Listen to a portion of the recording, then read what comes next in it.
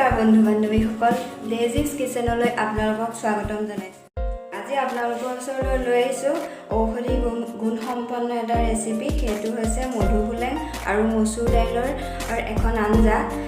বৰ্তমান এই সমগ্ৰ বিশ্বত যি মহামাৰীয়ে আতংকৰ সৃষ্টি কৰিছে, সকলো বিশ্বৰ মানুহৰ মনত এটা আতংকৰ সৃষ্টি হৈছে।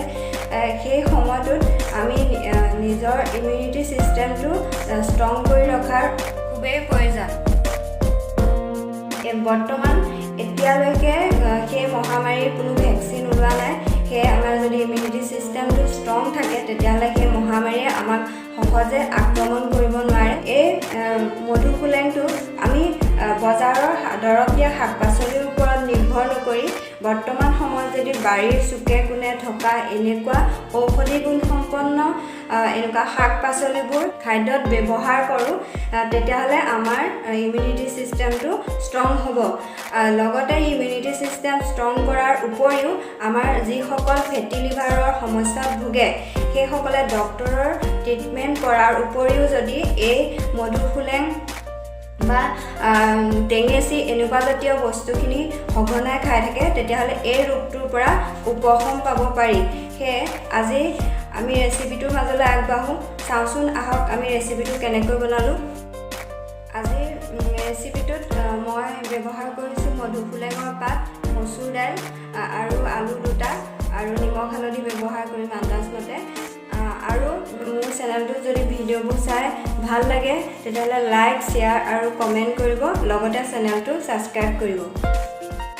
এতিয়া এই মধুসোলেংখিনি মিহি মিহিকৈ কাটি ল'লোঁ, আলু দুটাও এনেকৈ কাটি ল'লোঁ আৰু অকণমান কেঁচা ধনিয়া মিহিকৈ কাটি লৈছোঁ আৰু শুকান জলকীয়া এটা লৈছোঁ। আপোনালোকে নল'লেও, জ্বলা নাখালে নল'বও পাৰে। নিমখ হালধি আন্দাজমতে লৈছোঁ আৰু অকণমান পাঁচফোৰণ লৈছোঁ। এতিয়া কেৰাহী এখন গেছত পাতি থৈছোঁ আৰু মই তাত অকণমান সৰিয়হৰ তেল দি দিম। এতিয়া তেলখিনি গৰম হ'ল, তাত এতিয়া আমি পাঁচফোৰণকণ দি দিম। পাঁচফোৰণখিনি দিয়াৰ পিছত এতিয়া এটা শুকান জলকীয়া দিম। এতিয়া অকণমান ভাজি দিম। এতিয়া পাঁচফোৰণখিনিৰ অকণমান ৰঙচুৱা হ'লে এতিয়া আমি মধুসোলেংখিনি দি দিম আৰু লগতে কাটি থোৱা কেঁচা ধনিয়াখিনি দি দিছোঁ।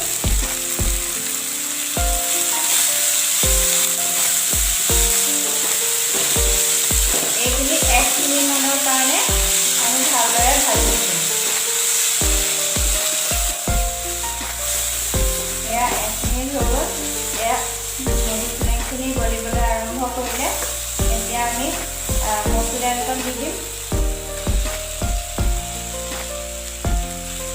আপোনালোকে এইখিনি প্ৰেছাৰ কুকাৰটো কৰিব পাৰে। মচুৰ দাইলখিনি 3-4 ছেকেণ্ড ভজাৰ পিছত এতিয়া আমি আলুখিনি দি দিম।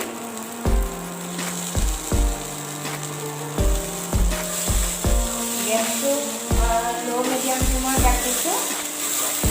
এইখিনি ভজা হৈ গৈছে। এতিয়া আমি আন্দাজমতে অকণমান নিমখ দিম আৰু অকণমান হালধি দিম। নিমখ হালধি দিয়াৰ পিছত এইখিনি 3-4 মিনিটমান ভাজিলোঁ গেছটো মিডিয়াম ফ্লেমত। এতিয়া আমি ইয়াত গৰম পানী অলপ দি দিম। আপোনালোকে পানীটো নিজৰ আন্দাজমতে দিব। যদি আঞ্জাখন ডাঠকৈ খাই ভাল পায়, তেতিয়াহ'লে পানী কমকৈ দিব, আৰু যদি পাতলাকৈ খাই ভাল পায়, তেতিয়াহ'লে অকণমান বেছিকৈ দি দিব। টেষ্টটো একেটাই থাকিব। আৰু এতিয়া আমি এইখিনি ভালকৈ এটা উতল আহিবলৈ দিম।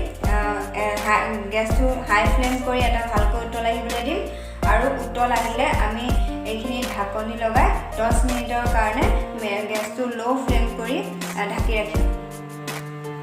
এয়া আঞ্জাখনৰ উতল আহিছে। এতিয়া আমি ঢাকনি লগাই 10 মিনিটৰ কাৰণে সিজিবলৈ দিম আৰু গেছটো একেবাৰে ল' কৰি দিম। এতিয়া এয়া 10 মিনিট হৈ গ'ল। এয়া ধুনীয়াকৈ সিজি গৈছে চব। আলুখিনিও ভালদৰে সিজি গৈছে। এতিয়া আমি গেছটো অফ কৰি দিম। আমাৰ মধুসোলেং আৰু মচুৰ দাইলৰ আঞ্জা ৰেডি হৈ গ'ল। মই বাটি এটাত উলিয়াই ল'লোঁ আৰু গৰম গৰম ভাতৰ লগত আপোনালোকে এয়া পৰিৱেশন কৰিব পাৰে।